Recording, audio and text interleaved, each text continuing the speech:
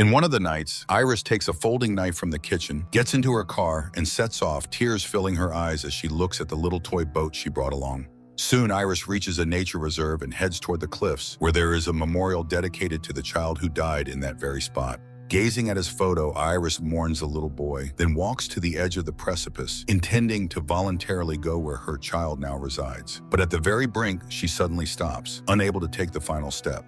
Unexpectedly, a man appears beside her. He says his name is Richard and asks about the tragedy that has occurred. He has no intention of talking her out of her decision because he, too, has experienced the loss of a loved one. Once, after a fight with his beloved girlfriend Chloe, he got nervous, crashed his car into a cliff, and Chloe died. Now Richard blames himself for the tragedy. Iris listens to his story and even begins to sympathize with him. However, Richard is displeased by that because everyone felt sorry only for Chloe. Meanwhile, he couldn't move for 3 months and lived with the help of medical devices. Iris understands Richard because their son also died due to the parents' inattentiveness while they were busy with their own pursuits. Her husband was carving names on a tree, and Iris was gathering flowers when their boy fell from a great height. Now she doesn't want to go on living, as if something inside her has broken.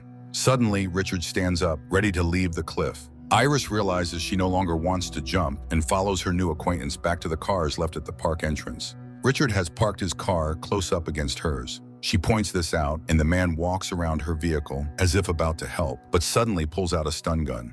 When Iris is shocked by it, she loses consciousness. The woman comes to her senses, tied up in the back seat of Richard's car. He warns her not to bother calling anyone, since there's no phone signal in the mountains, and there's no one who can help her. He laughs at her pleas to let her go, taunting her with the little toy boat belonging to her son, which he found in her car, hoping to completely break her spirit.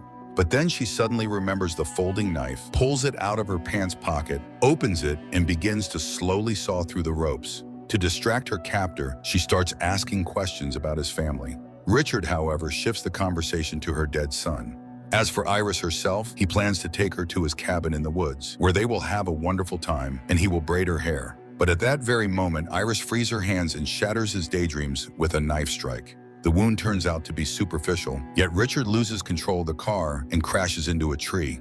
Iris escapes the vehicle. However, Richard grabs her. Eventually, they both end up tumbling onto the road, each on opposite sides of the car. Iris frees her legs, but has no idea which way to run. Richard also gets up, annoyed that she ruined his perfect plan. He's angry he didn't check her pockets. At the same time, he's surprised by her resistance, since just an hour ago she was ready to end her own life. Though soon she will start feeling the effects of a drug he injected to ensure she couldn't escape. Before long, she'll lose the ability to move and speak, so he advises her to stop resisting. Nevertheless, the young woman runs off into the forest. There, she starts a timer on her watch so she won't miss the moment when her body fully shuts down. She tries to get as far away from the road as possible, but her body begins to fail, and Richard's voice sounds ever closer. Soon her body starts to go numb. Iris spots a hollow under the tree roots and hides there. Just then, Richard's voice sounds very close, but not hearing any movement, he passes by.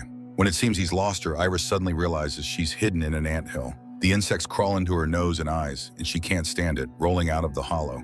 Hearing her scream, Richard rushes back as Iris throws herself into the river. Enraged, Richard yells after her that she'll drown soon anyway, but Iris struggles to stay afloat with all her might. At last, she drags herself onto the bank, where her body becomes fully paralyzed. Iris spots some kind of structure nearby and soon hears the sound of a lawnmower operated by an older man. He turns her over and notices that although she can't move, her eyes are focused and aware. He suggests they communicate by blinking, once for yes, twice for no. Then he begins to ask questions. Before long, the man realizes Iris needs help. He brings over a wheelbarrow, loads Iris into it, and wheels her to his cabin, intending to give her first aid. However, just as he starts examining Iris, there's a knock at the door. He's about to open it when he notices Iris blinking rapidly, looking terrified. Still, the man opens the door, and standing there is Richard, begging for help in finding his wife, who was injured in a car accident. The homeowner asks Richard to wait outside while he goes for the phone, but Richard brazenly enters the house, checks all the rooms, and finds the empty wheelbarrow, though Iris is nowhere in sight. Richard insists he lost his phone in the crash and can't contact anyone. Growing angry, the cabin owner warns that he'll call the rescue services himself and report an intruder. Then Richard begins to cry, saying in truth his wife is mentally ill. He has lovingly cared for her for years, protecting her from any trouble. If the police find out Richard couldn't manage her, they'll send her to an institution and never release her. Moreover, Richard partly blames himself for the accident because he allowed her to drive and yelled at her harshly for a driving mistake. As a result, she hit a tree. He banged his head and lost consciousness, and when he came to, the woman was gone. But what scares him most is that she might slip into catatonia, a condition in which she loses the ability to move and speak. While Richard is telling all this, the older man looks at Iris lying under the sofa, unable to decide which of them is lying. He remembers his own wife, who took care of his health, but he was inattentive and allowed her death to happen, after which he was left alone. So he decides to take Richard's side. However, just as he begins a sentence about having deceived him, Richard's phone, supposedly lost in the accident, starts ringing in his pocket, and the cabin owner realizes who the true liar is. Richard drops his act and demands to know why the wheelbarrow is in the kitchen. The old man admits he found a paralyzed woman and took her to the shed, not wanting to leave her in the house until rescue arrived. But now he asks Richard to take his wife and leave, as he intends to simply forget this incident. Richard promises that's exactly what he'll do, but first he demands the phone. The old man pretends to comply but shoves Richard, causing a cabinet to fall on him. While the man dials 112, Richard manages to break free and attacks him. At first, the old man has the upper hand, but Richard grabs a knife and plunges it into the homeowner. Then he brings in a can of flammable liquid from the shed, douses everything inside the house, and sets it on fire, failing to notice the faint tapping of Iris's reviving fingers on the floor. He's about to leave when Iris manages to grab a window blind cord. Richard sees the curtains move and returns to the house. He finds Iris, loads her into the old man's pickup truck, and drives away from the burning house, blaming her for pushing him into murder. His monologue is interrupted by a phone call from his daughter, excitedly telling him that she and Mom miss him and want to come to the cabin since he's been going there so often lately. Richard pretends to be thrilled by the news, but is actually barely restraining himself from yelling at the girl. On top of that, the truck is nearly out of gas. Richard is forced to stop at a gas station just as rescue vehicles speed past, heading to the burning cabin. He disguises Iris by putting a cap on her head and goes inside to pay. Left alone, Iris tries to get someone's attention, but her body refuses to cooperate. Still, she manages to unfasten the seatbelt and remove the cap. A passing child notices this, but before he can alert his mother about the strange lady, Richard returns. Even so, the woman sees Iris's immobile form. Richard takes her back to the scene of the morning accident, where his car still stands, and begins to repair it.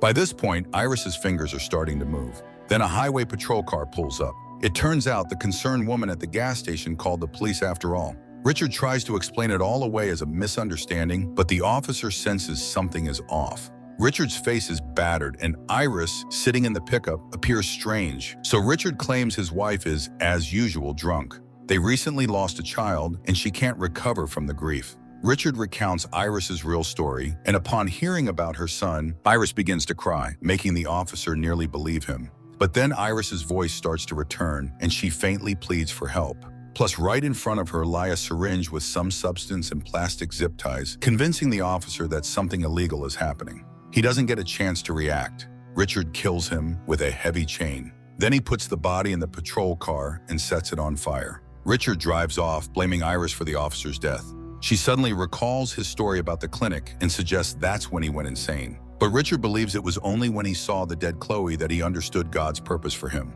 Iris reminds him how much he loves his family and suggests he just leave her on the roadside since she knows nothing about him and can't direct the police to him. But Richard drives her to a lake.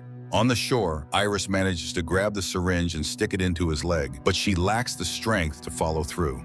Richard takes his knife, puts Iris into a boat, and rows out to the middle of the lake. Sensing the end is near, Iris asks Richard to take her son's toy boat from her pocket. When he leans in, she pulls out his knife and plunges it into his neck. He yanks it out and grabs a gun, but Iris pushes him out of the boat.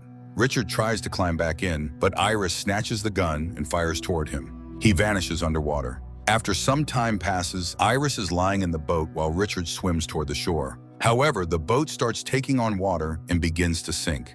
The little toy boat floats on the surface of the lake as Iris emerges onto the pier. Later, she sees Richard, still alive on the shore, and unexpectedly thanks her would-be killer because now she has realized the value of life. Strangely enough, for a film about immobility, the picture turns out to be dynamic, with vivid characters, surprising twists, and a moral that, though simple, remains indisputably true. Life is precious, even if you don't believe it.